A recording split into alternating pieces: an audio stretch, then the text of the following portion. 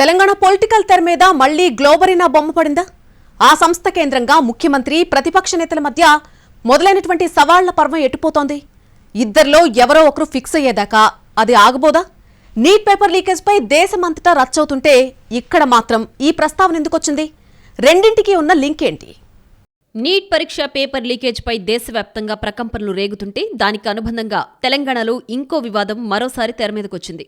దానికి సంబంధించి అధికార ప్రతిపక్షాల మధ్య సవాళ్లు ప్రతి సవాళ్ల పర్వం నడుస్తోంది. కొడంగల్ నిరసన ర్యాలీలో గ్లోబరీనా సంస్థ ప్రస్తావన తీసుకొచ్చారు సీఎం రేవంత్.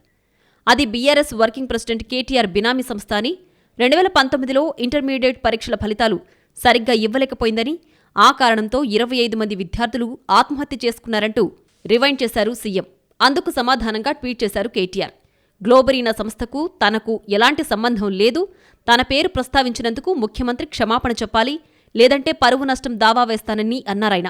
అన్నట్లుగానే పరువు నష్టం దావా వేశారు. ఇక తాజాగా ఇందిరా పార్క్ ధర్నాలో మరో అడుగు ముందుకేసి అప్పటి తప్పులకు నాకు సంబంధం ఉందని నిరూపిస్తే ఉరివేయండి అంటూ సవాల్ విసిరారు బీఆర్ఎస్ వర్కింగ్ ప్రెసిడెంట్ కేటీఆర్. ఇటు సీఎం రేవంత్ కూడా డిఫరెంట్గా రియాక్ట్ అయ్యారు. పరువు ఉన్నవాడు వేసే కేసు పరువు నష్టం కేసు గాని కేటీఆర్ వేస్తే ఏమవుతుందంటూ సెటైరికల్గా మాట్లాడారాయన. కేటీఆర్కి చేతనైతే సీసీఎస్కి వెళ్లి గ్లోబరీనా మీద ఫిర్యాదు చేస్తే విచారణకు ఆదేశిస్తానని కూడా చెప్పుకొచ్చారాయన. కేటీఆర్కి జన్వాడ ఫామ్ హౌస్ భూమి ఏ రాజుల నుంచి వచ్చిందో కూడా బయటకొస్తుందని అన్నారు సీఎం. నాకు నేనుగా విచారణకు ఆదేశిస్తే కక్ష సాధింపు అంటారు కాబట్టి కేటీఆర్నే ఫిర్యాదు చేయమని అడుగుతున్నట్లు స్పష్టం చేశారు.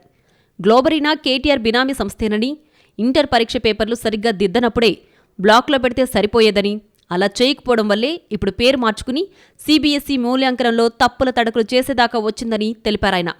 గ్లోబరీనాపై ఇప్పటికే విజిలెన్స్ దర్యాప్తు జరుగుతోందని, నివేదికొచ్చాక అసలు విషయం చెబుతానంటూ స్పష్టం చేశారు సీఎం రేవంత్. దీంతో 2019లో జరిగిన ఇష్యూ మళ్లీ తెరమీదకొచ్చింది. గ్లోబరీనాపై సీఎం రేవంత్ మొదలుపెట్టడం, దానికి కేటీఆర్ కౌంటర్ ఇవ్వడం, కొనసాగింపుగా ముఖ్యమంత్రి మరిన్ని వివరాలు చెప్పడంతో ఇదేమంత తేలిగ్గా పోయే వ్యవహారం కాదన్న చర్చ జరుగుతోంది రాజకీయ వర్గాల్లో. పైగా అప్పటి తప్పుల్లో నా పాత్రుంటే ఉరితీయండని విపక్ష నేత చేసిన కామెంట్స్ ఇంకా హీట్ పెంచాయి. దీంతో విజిలెన్స్ రిపోర్టు ఎప్పుడొస్తుందో, కథ ఎలాంటి కొత్త మలుపులు తిరుగుతుందోనని ఆసక్తిగా గమనిస్తున్నాయి రాజకీయ వర్గాలు.